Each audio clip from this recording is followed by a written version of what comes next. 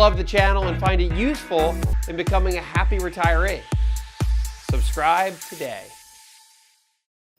Now, let's go back to, and we'll go back to the phones here in a minute, but I want to go to the topic at hand today, which has to do with dividend-paying stocks. So why do we own these? We talked earlier about we want to be able to control what we can control, and the dividend payment, or the perennial dividend payment you get out of a company that's been paying dividends for decades or a half a century, in some cases 100 years or more, companies that put a really high value on making sure that they're going to continue to continue to pay that, and that's exactly what that's the first reason that I own dividend paying stocks.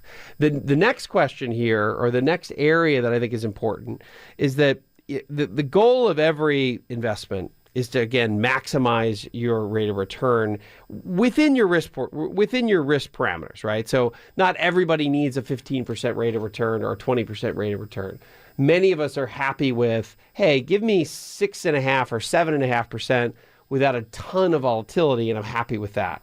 So it's all goes back to where our sweet spot is, or where our happy medium is when it comes to investments. So number two is kind of just targeting your own comfort level, your own sweet spot. And remember, though, is that we've got this balance between growth and income. So the investment formula for all of us is pretty much the same. It's total return.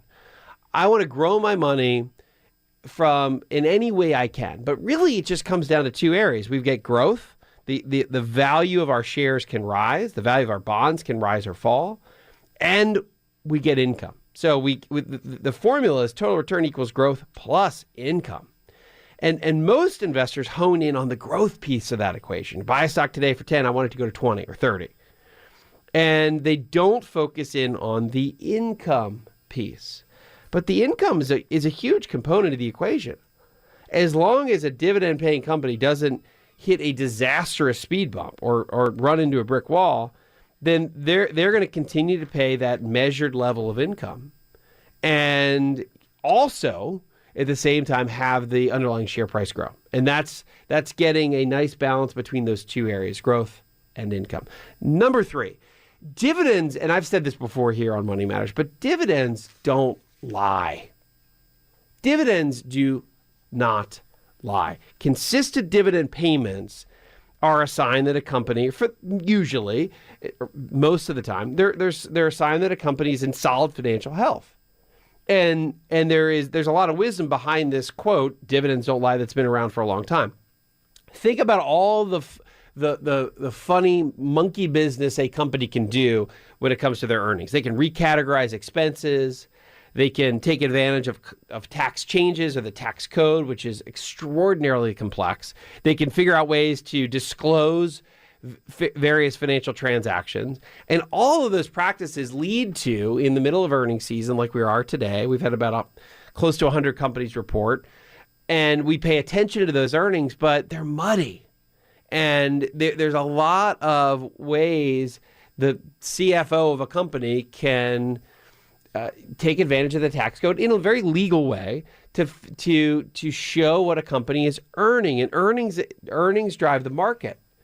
But in the end of all of this, if the earnings are different than a dividend payment, when a company pays it, so we can adjust our earnings and our tax treatment that any company reports, and they can be muddy. But when a company pays a dividend, they've got to have the cash in the bank to make the dividend payment. You can't fudge that. So companies that have the cash flow to be able to do this also very often have solid balance sheets, and they're companies that have the financial wherewithal, the health in order to pay out a dividend, particularly those companies that have done it for a long time. So remember, once you receive a dividend check, there's no going back. There's no arguing with cash in the bank. There's always some sort of argument that could potentially be made when it comes to the reporting of earnings from a company. Hi, I'm Wes Moss, and thanks for taking a minute to hear about what's so different about my new book, You Can Retire Sooner Than You Think. So unlike other retirement books, this book will give you a step-by-step guide, whether you're in your 20s or 30s or 40s or 50s, to learn from what these successful and happy retirees did to get there. I hope you enjoy the book, but more importantly, I know that it'll help you retire sooner than you think.